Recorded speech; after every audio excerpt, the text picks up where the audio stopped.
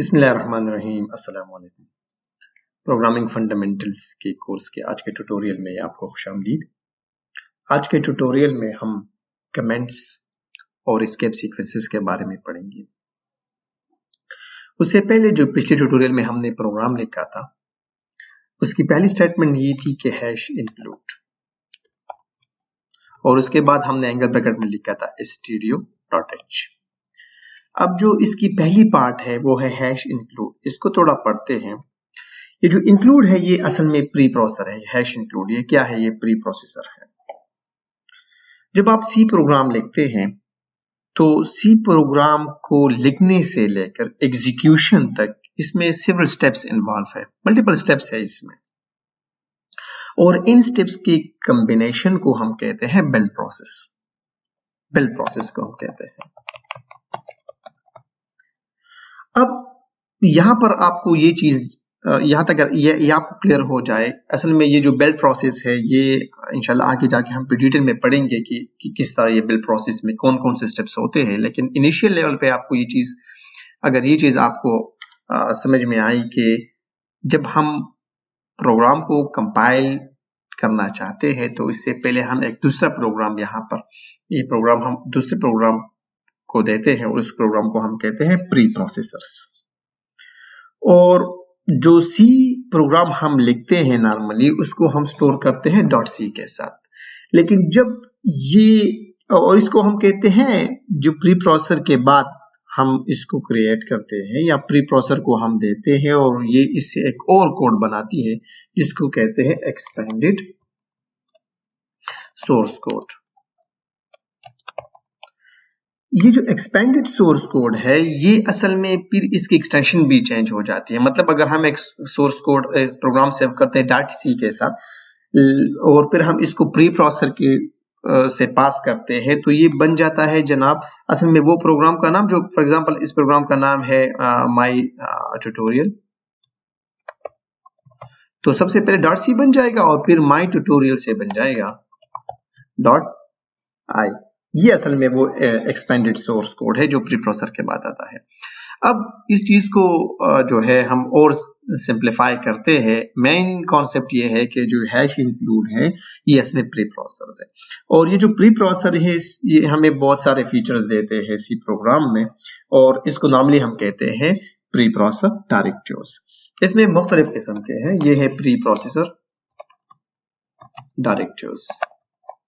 अब यहाँ पर बहुत जो है वो प्री प्रोसेसर डायरेक्टरीज है सी में। मैक्रोज एक्सपेंशन है एक जो है वो फाइल इंक्लूजन है, ठीक है,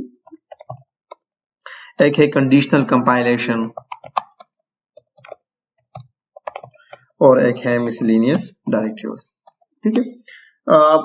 जो हम यहाँ पर हमने यूज की है वो असल में है फाइल इंक्लूजन, क्योंकि ये चीजें हम यूज नहीं कर रहे बल्कि हम जो डायरेक्टिव्स हमने यहाँ पर यूज की है वो है फाइल इंक्लूजन। बाद में हम इंशाल्लाह इस प्री प्रोसेसर डायरेक्टिव्स जितने भी हम इसको यूज करेंगे, लेकिन यहाँ पर जो हम यूज कर रहे हैं वो फाइल इंक्लूजन है। मतलब अगर हम हैश इंक्लूड यूज करें तो इसमें ये प्री प्रोसेसर में ये फीचर भी है कि आप एक फाइल को इंक्लूड भी कर सकते हैं, और ये फाइल है जनाब स्टूडियो। ये जो स्टूडियो है ये असल में स्टैंडर्ड इनपुट आउटपुट है। जो हम इनपुट और आउटपुट के जो फीचर्स यूज करेंगे प्रोग्राम में, जो फंक्शंस यूज करेंगे, उसके लिए ये लाइब्रेरी जरूरी है। अब ये याद रखिए कि हम जो चीजें जानते हैं उसकी एक्सटेंशन से जानते हैं। अगर ऑडियो फाइल हो तो हम लिखते हैं कि .mp3, अगर वीडियो फाइल हो तो हम लिखते हैं .mp4 या AVI वगैरह, अगर इमेज की फाइल हम लिखते हैं .png वगैरह। ये हेडर फाइल है, इसको हम लिखते हैं .h। ये .h है तो ये हेडर फाइल हो गई। उसके बाद ये मैन फंक्शन हो गया। मैन फंक्शन जो है ये असल में प्रोग्राम यहाँ से एग्जीक्यूट होती है। जो प्रोग्राम की एग्जीक्यूशन जो होती है वो मैन फंक्शन से होती है। याद रखिए कि प्रोग्राम में सिर्फ एक ही मैन फंक्शन होगा, क्योंकि प्रोग्राम की एग्जीक्यूशन स्टार्ट होती है मैन से। अगर मैन 2 होते हैं फॉर एग्जाम्पल एक प्रोग्राम में, तो फिर आप जब कंपाइल करेंगे प्रोग्राम को तो कंपाइल टाइम पे आपको बताएगा कि यहाँ पर ये जो कंपाइलर ये अब एम्बिग्युइटी की तरफ चला गया कि मैं कहाँ से स्टार्ट हूँ, फर्स्ट वाले मैन से स्टार्ट हो या दूसरे वाले मैन से स्टार्ट होती है। ये सही नहीं है, गलत होगा आपका प्रोग्राम। इसलिए आपने क्या करना है, प्रोग्राम में आपने मैन एक दफा लिखना है। अच्छा, जो नई चीज आज हम करेंगे वो है कमेंट्स। कमेंट्स क्या है? कमेंट्स असल में अगर आप देख ले कि आप प्रोग्राम जब भी लिखते हैं तो प्रोग्राम में ये होता है कि बाज दफा आप जो है वो चीजें भूल जाते हैं जो लॉजिक आपने यूज की है, या आप किसी स्टेटमेंट आपके लिए मुश्किल है, उसको आसान बनाने के लिए आप उसके सामने लिख देते हैं कि स्टेटमेंट मैंने इसलिए यूज की है। तो वो लाइन, वो स्टेटमेंट, वो कॉम्बिनेशन ऑफ वर्ड्स जो कंपाइल उसको प्रोग्राम नहीं करती, जो कंपाइलर की तरफ नहीं जाती, उसको हम कमेंट्स कहते हैं। और इसमें दो किस्म के कमेंट है, इसे एक है सिंगल लाइन कमेंट और दूसरी है multi line comment.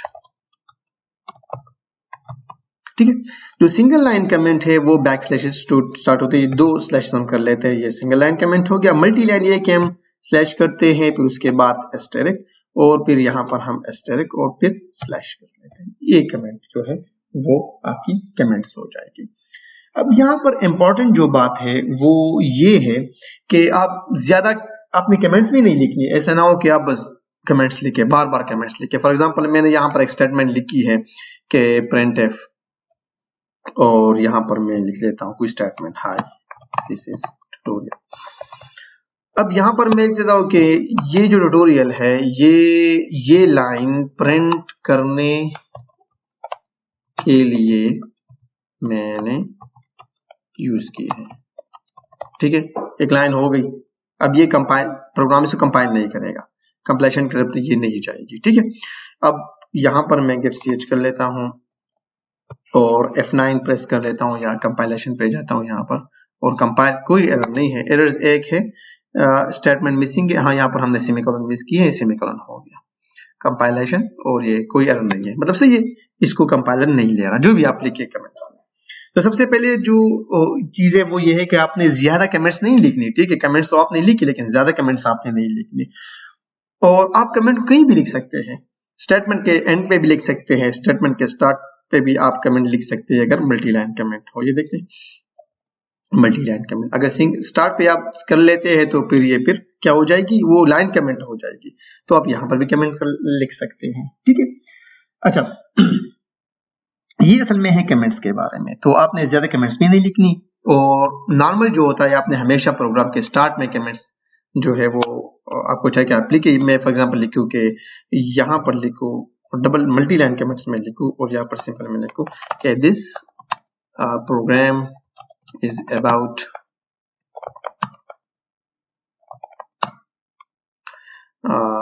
The comments and escape sequences. ये आपकी वो कमेंट्स हो गई, और आप कहीं भी लिख सकते हैं, हर इंस्ट्रक्शन के एंड पे भी लिख सकते हैं, बीच में भी लिख सकते हैं, कहीं पे भी आप लिख सकते हैं। ठीक है, अच्छा ये कमेंट्स के बारे में हो गया। अब जो दूसरा टॉपिक हमारा आज का है वो है escape सीक्वेंसेस।